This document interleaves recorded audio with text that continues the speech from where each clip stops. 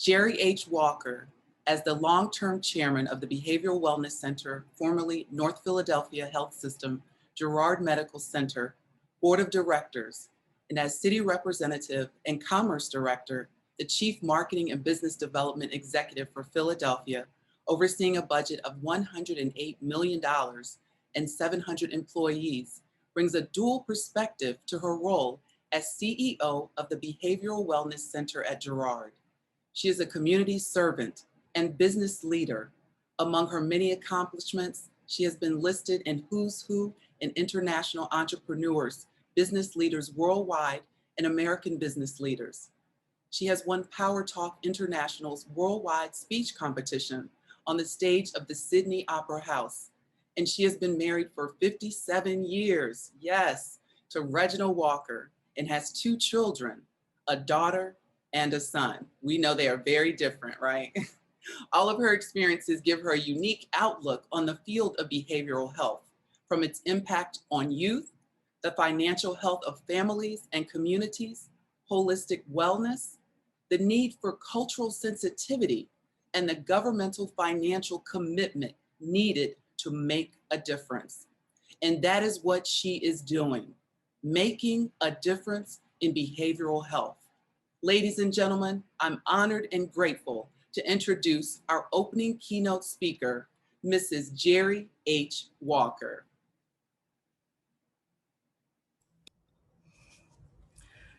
Good morning.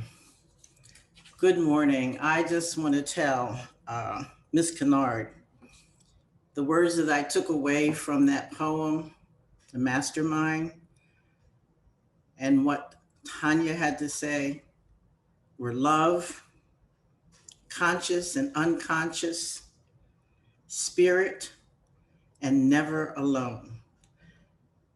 Throughout my talk, I want you to keep those words in your heart, because that's what's going to take us through.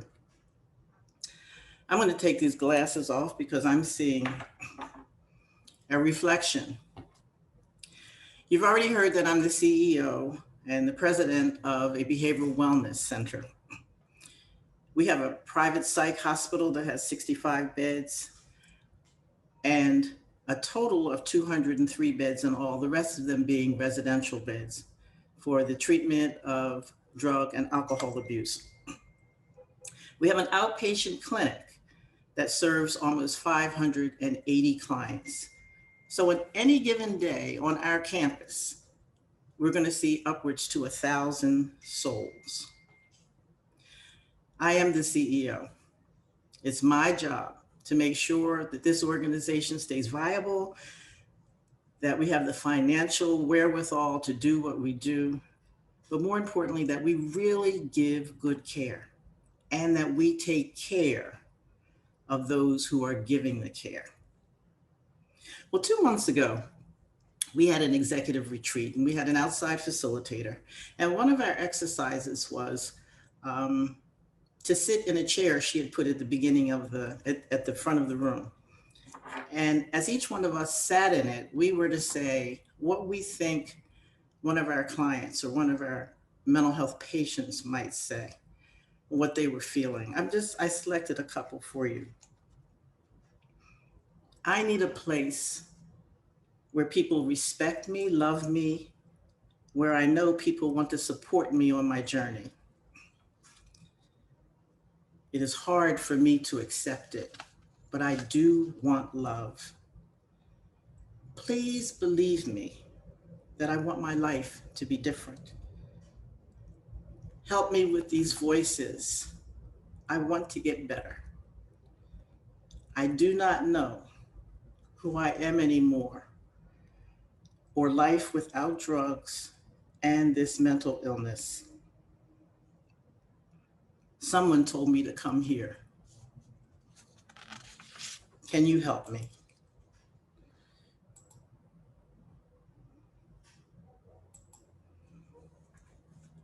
Faction, myths, facts, and vision. Mental health in communities of color. Confronting mental illness. It's not moving. The demographics of the people who come to see us are right here. You see bipolar, borderline personality, depression, schizophrenia, homicidal ideation. In truth, the top 4 diagnoses we see at the Be Well Center in the order of the most frequently occurring are schizoaffective disorder, which is schizophrenia and mood disorder, bipolar disorder, acute psychosis, schizophrenia, and depression. We know, all of us, that the healthcare model in the United States is based on sickness, illness, being less than whole. We see it every day on our televisions, introducing illnesses that we've never heard of and medications we cannot begin to pronounce. Well, one of the things I really would like to make sure that we do today, even though we speak of mental illness, is that we try to think of it as mental health challenges and not a sickness. You may say that's semantics, but I know. Even though when we were kids, they said sticks and stones won't break my bones, we knew that those words really did hurt. Words have the power to heal and inspire, or they could make us feel really bad and full of despair. So I want to talk about the challenges to the mental health in communities of color in the past and in the present. I was reading a paper by Dr. Uchenna Ume. The pediatrician turned suicide prevention education advocate. Dr. Uchenna, interestingly enough, and quite clearly says to us that suicide is not a mental illness. Suicide can be the result of a mental illness. It can also be the result of financial problems, relationship problems, any kind of problem that comes up where we get to the point where we really can't respond to it and do not want to continue. I bring that up because suicide has become a real problem in communities of culture where it was not before. But Dr. Ume went on to really look at the history of mental illness, especially as it affects communities of color. She took us through a number of physicians, I'll call them glowingly and begrudgingly. We've all heard Dr. Benjamin Rush's name. There's even a school named after him in Philadelphia. He was a leading medical authority in the nation following the American Revolution. He said that Africans exhibited abnormal behaviors, and one of them was negritude. Negritude meant the bizarre desire to become white. And right not so long after him, Dr. John Gall, who was the medical director at the Eastern Lunatic Asylum in Williamsburg, Virginia, offered that the opposite, Africans are immune to mental illness. And he said that because in his world, Africans didn't own any property, they weren't involved in commerce, they didn't vote, so they didn't have anything to worry about. The only people who could actually experience lunacy were wealthy white men. And then there were some researchers in the antebellum era who asserted that enslaved people had drapetomania. Drapetomania was, the primary condition of drapetomania was fleeing or wishing to flee from plantations. And then there was diastasia Ethiopia, which was a dullness or a lethargy, which we would probably call what? Depression. Dr. Samuel Cartwright was pro-slavery, and he said for those two conditions, the best treatment was whipping. And other doctors said that they were surprised that after the treatment, the people who were enslaved had lesions and scars. They did not attribute this to the whippings or the possible keloiding of our skin. Dr. T.O. Powell, in 1895, 30 years after the Emancipation Proclamation, said that Africans had been free for 30 years, and in the vernacular, it was driving them crazy. And then we moved to the eugenics movement. Came out of Great Britain in the 20th century, and we moved into sterilization. The United States really moved into it until they didn't. When Nazi Germany embraced it, the United States stepped back, but Alabama and North Carolina, they stayed with it for quite a while, into the 60s. I was just in college in the 60s, and I did not know that of the people who were being sterilized in North Carolina, 85% of them were Black women.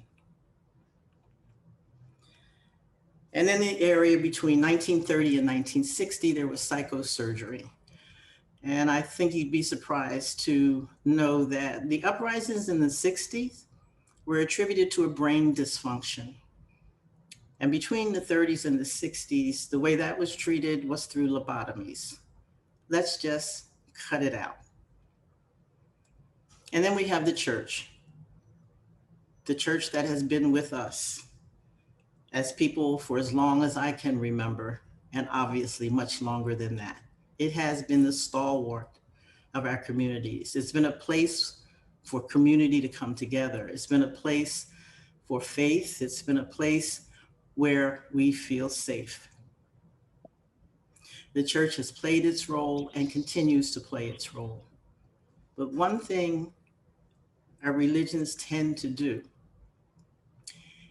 is to make us feel that if something is wrong and the church can't fix it, then something is wrong with us. The church cannot take the place of professional help and possible diagnoses. And then there are all those historical myths. And I know if we were in a room together, you could call them out. People of color don't have mental illness. We're just tired. And that goes back to Dr. Gall. He said, no. People of color can't have mental illness. There are so many of them. I really want you to search yourselves and think back into the things you've heard from your grandmothers, your great-grandmothers about mental health. It's not part of our lifestyle.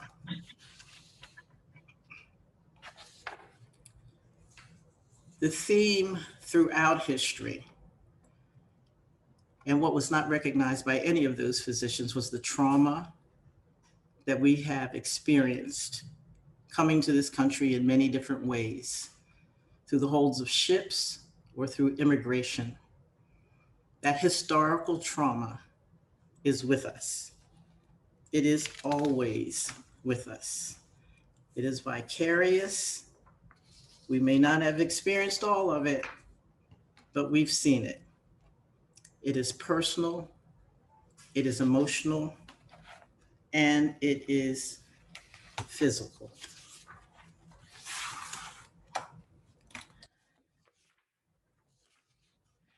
So, when we talk about historical trauma, can you imagine what it was like to be an enslaved person, to be in your life, in the sun, with your family, and to suddenly find yourself in the hold of a ship with hundreds of other people with whom you could not communicate? Can you imagine moving from a life of understanding as an immigrant with a family and a culture and a desire to come to a country where you could be even more and finding out that there was a need for acculturation and a suppression of who you really are? Can you imagine the jubilation of freedom when the Emancipation Proclamation was announced?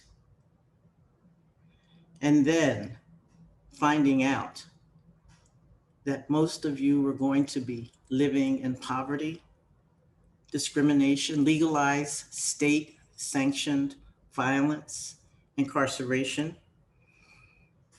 Can you imagine? I think most of us can. You know what's important about this underlying trauma? And this is recent in the research that is coming up now. It's kind of been out there, but nobody wanted to embrace it. And I'm going to read this quote from Dr. Ume. A growing body of research suggests that traumatic experiences can cause profound biological changes in the person experiencing the traumatic event. And this is really important. And we are also beginning to understand how these physiological changes are genetically encoded and passed down to future generations. I invite you to read the book by Resmaa Menakem, My Grandmother's Hands. It is fascinating, not just as a read, but also he gives you exercises in there so you can actually access any trauma that you are feeling. James Baldwin says, people are trapped in history and history is trapped in them. So we're going to move into the 20th century to the 21st century and really talk about the first wave of deinstitutionalization. So all that discussion in history about whether we were having mental health challenges or whether we won't, clearly a number of people were put into enough institutions that they had to actually change it. So from 55 to 94, almost a half a million patients were discharged from state hospitals. In 63, President Kennedy signed a bill providing federal funding for the construction of community-based care. In 65, Medicaid incentivized the move of patients out of state hospitals into nursing homes and general hospitals, and they forget onto the streets. In 67, then Governor Reagan passed a bill making it more difficult to involuntarily commit someone that you thought had a mental health challenge. And guess what? A year later, the number of seriously mental ill people in criminal justice system doubled. I wonder where they came from. In 77, there were 650 community-based facilities opened, serving 1.9 million patients every year. And then in 2009, right after the financial crisis, guess what happened? With all of these people coming out and being put on the streets, states cut $4.3 billion in public mental health spending, the largest in history. 2020, there were 43,000, listen to this number, and you know how many people we have in this country, 43,000 psychiatric beds in the nation. That gives you a ratio of 14 beds per 100,000 people, the same ratio as in 1850. 2.2 million people did not and have not received any psychiatric treatment. 200,000 people with schizophrenia and bipolar disorder are homeless. According to the Department of Justice, 15% of state prisoners and 24% of jail inmates meet the criteria for psychotic disorder. 356 people with serious mental illnesses are in prisons.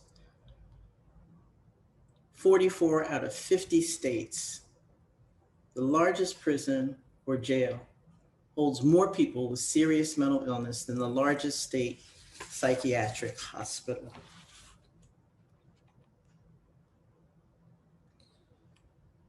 If the entire country has a system this bad, think of who makes up the homeless population, the incarcerated, and the just everyday folks living in our communities. Black people, brown people. For Black people comprise approximately 40% of the homeless population, 50% of the prison population, 45% of the children in the foster care system. We know and research shows that the exposure to violence, incarceration, and involvement in the foster care system increases the chances of developing mental illness. For the Latinx Hispanic community, in 2018, 56.8% of Latinx Hispanic young adults, 18 to 25, and 39.6% of adults, 26 to 49, with serious mental illness did not receive treatment. These communities are more likely than white adults to report persistent symptoms of emotional distress, sadness, hopelessness, and just like everything is an effort. And despite the need in our communities, we are less likely to receive the care. We're less likely to be included in research. And we're most likely to use emergency rooms and primary care doctors as opposed to healthcare professionals. And so we talk about what are the barriers? What are the systemic barriers to getting treatment? The first one, we've created stigma. The stigma of saying, I need help.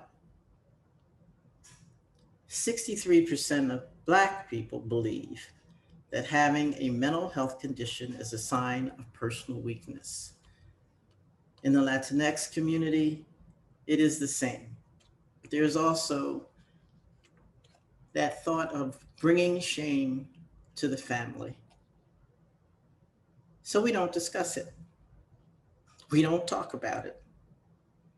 I'd like to give a shout out to one of the senators in Pennsylvania, Senator Vincent Hughes, who for many years held a conference called Breaking the Silence. And that is one of the things that we have to do. We have to talk about it.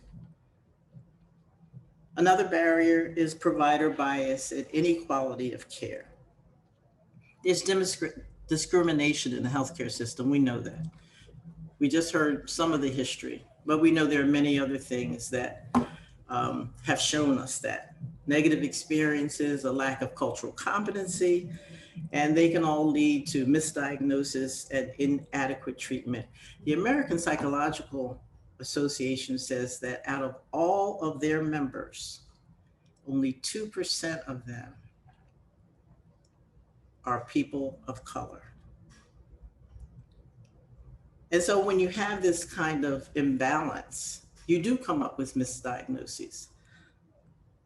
People of color are more likely to receive a misdiagnosis of schizophrenia when they are expressing symptoms of mood disorders and PTSD. Doesn't all this make you tired? And we haven't even gotten to 2020 yet. So when I think about what has occurred since the beginning of the pandemic, right before then, all eyes were on the opioid epidemic. Where's the drugs? Where are they coming from? Who's supplying them? Clear the drug corners. money was starting to pump in, and it's still pumping in. And then the pandemic hit. My question as it relates to opioids, as it relates to heroin, as it relates to cocaine, any one of those, a more fundamental question. Why are so many people needing to numb themselves from life, from the pain of living? When it comes to opioids, not everyone was in a car accident or had a botched surgery and needs them or needs to abuse drugs. There's something else going on. As we talk to our clients, and sometimes as we talk to each other, we find out that most people have a deep-seated pain, the pain of the spirit, derived from a trauma they do not consciously know exists. For us in the Black and Brown communities, we speak the words slavery and racism and how these experiences have affected our ancestors and us. But we have not, will not acknowledge the impact that they have had on us throughout generations. James Baldwin says, "Not everything that is faced can be changed, but nothing can be changed until it is faced." I'd like to tell you a story of the frog. Some of you may have heard it. You take a pot of cold water, you put a frog in it, and you turn the heat up, the flame up in increments, little by little by little, to the point where the water is boiling and the frog has been cooked to death. On the other hand, you can have a pot of boiling water. You drop the frog in there, he's going to leap out. Well, if we are the frogs, we've been in the pot, some of us for the past 400 years, some more recently. We're feeling the temperatures rise. And then we feel them turn down a little bit, at least in our minds, in order to stay sane. But in the last 18 months and continuing, it's gotten so hot, we're opting for suicide and drugs and moving into a state of unwellness mentally.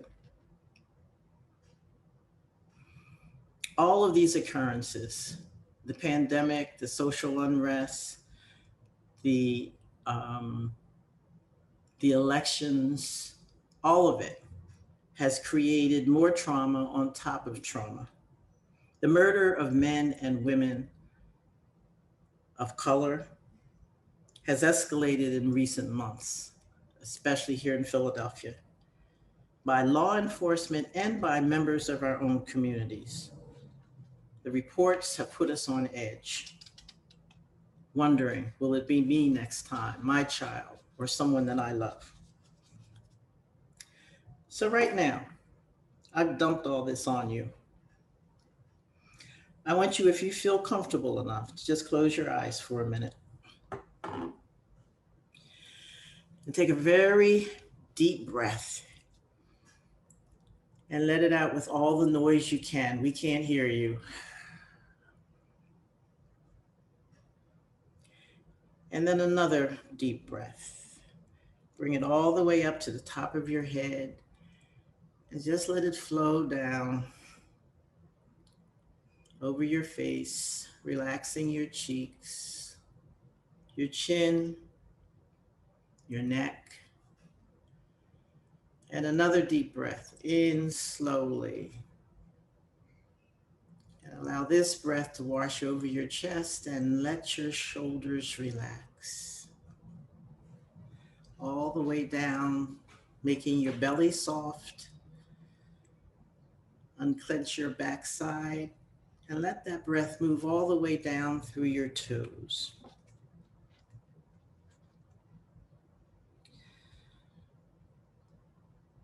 This is a place where we can go when we need to be calm. In this day and age, we have to be able to find our center, to be able to relax into who we really are. In the 1970s, I took a trip to Africa. I was so excited to go. I had all of these visions about what was going to happen to me, what I was going to experience, not knowing what was going to happen, but knowing it was going to be good. What I didn't realize, the thing that happened for me that really was the most important, was while I was there, I realized that I had been carrying a weight on my shoulders of being a person of color in the United States of America. While there, when someone stepped on my toe, it was because they stepped on my toe, not because I was being disrespected. While there, I could take deep breaths. My shoulders, which stayed up around my ears at home, relaxed. I also had an opportunity to visit the slave castles in Cape Coast. And so I know that I carry the trauma, the historical trauma of my ancestors. For there I felt it viscerally, as though I had been there before. So what is our vision for what we want to see as mental wellness in our community? And what are we going to do about it? Well, first, we're going to acknowledge this trauma. We're going to acknowledge that statement that I read to you before about the physiological changes in our bodies that get genetically encoded and handed down from generation to generation. We're going to acknowledge that there are parts of us that have been traumatized in the past and is occurring in the present. What's our vision? We want our communities to be mentally sound. I say we start with our children. First of all, we listen to them. I hear too many parents telling their children to shut up. What is happening to them is as important to them as what is happening to us. It is all relative. Instead of asking them, what's wrong with you? Ask them, what has happened to you? Tell me about it. Two stories come to mind. An African woman, Senegalese, told me about her daughter who is being influenced by watching TikTok on her phone and being told that she was not beautiful, that she needed to buy certain products and her forehead was too big. She took the phone away. My daughter told me about one of her clients who was watching something on the internet that was really, really dark and ended up cutting herself. Divorce the internet, you and your children. We need to talk to our elderly. They're isolated and possibly depressed. We have to educate them and anyone who will listen about what it means to take care of ourselves. We have to connect our spiritual communities, our congregations, educate them and their ministers. And we have to advocate. We have to point our legislators in the right direction. We need the same amount of federal funding for mental health as we have for physical health. For us who need help, we have to seek trauma-informed professionals for yourself and for your loved ones. We can also look at complementary therapies like art and music and dance, yoga, Tai Chi. And when you're looking for a mental health professional, ask them if they're trauma-informed. What's their treatment approach? And are they sensitive to your cultural background? Tyra Banks says, take responsibility for yourself. I add for your community, because no one's going to take responsibility for you. So I'm going to close by saying, don't believe the fiction. Get rid of the myths. Look at the facts. Then we create a vision of what we want mental health in our communities to look like and decide what we're going to do about it.